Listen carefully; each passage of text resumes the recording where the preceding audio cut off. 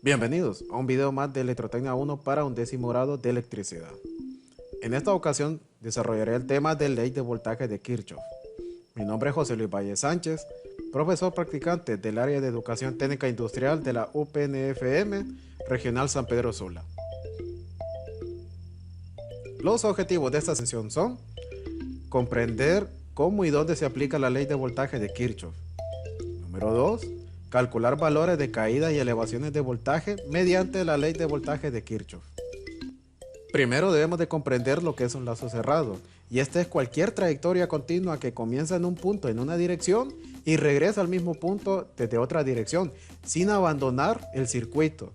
Como la imagen muestra, este es un lazo cerrado, ya que sin importar desde qué punto nosotros comencemos, vamos a volver al mismo punto haciendo el recorrido, sea la dirección que nosotros tomemos. Ya con ello nosotros podemos comprender la ley de voltaje de Kirchhoff, y esta establece que la suma algebraica de las elevaciones y las caídas de tensión o potencial alrededor de un lazo o trayectoria cerrada es cero. Como nos muestra la imagen, nosotros podemos aplicar la ley de voltaje de Kirchhoff a este circuito, siendo las fuentes de voltaje las elevaciones y las resistencias siendo las caídas, ya que las resistencias consumen el voltaje y la fuente suministra este mismo voltaje. Para darle sentido a la corriente utilizaremos la dirección de las manecillas del reloj. Ya con ello nosotros podríamos darle dirección a la corriente de la siguiente forma. Y luego le damos el recorrido completo de la corriente en todo el lazo cerrado.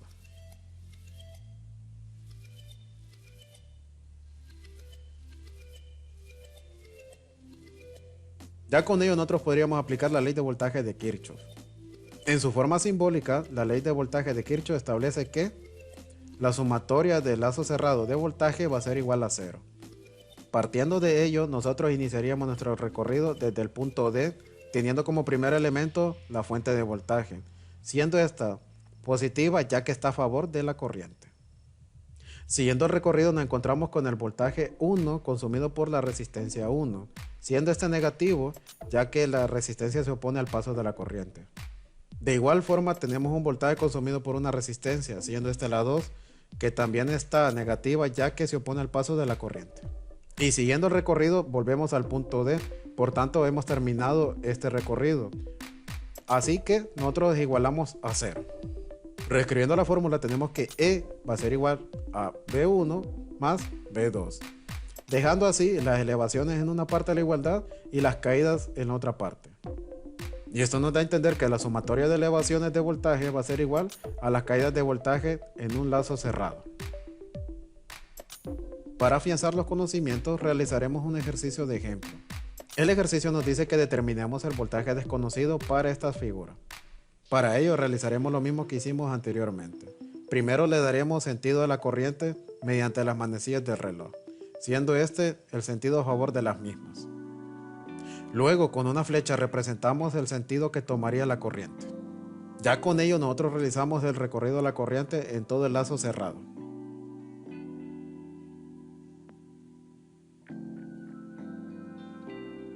Ya con ello aplicamos la ley de voltaje de Kirchhoff. Tomando como referencia la fuente E1, siendo esta positiva, la planteamos de la siguiente forma. Siguiendo el recorrido tenemos un voltaje 1 consumido por una resistencia 1, siendo este negativo ya que es una resistencia y se opone al paso de la corriente.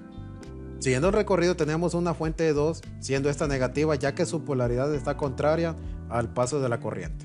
Siguiendo el recorrido volvemos a la fuente E1, por tanto igualamos a 0.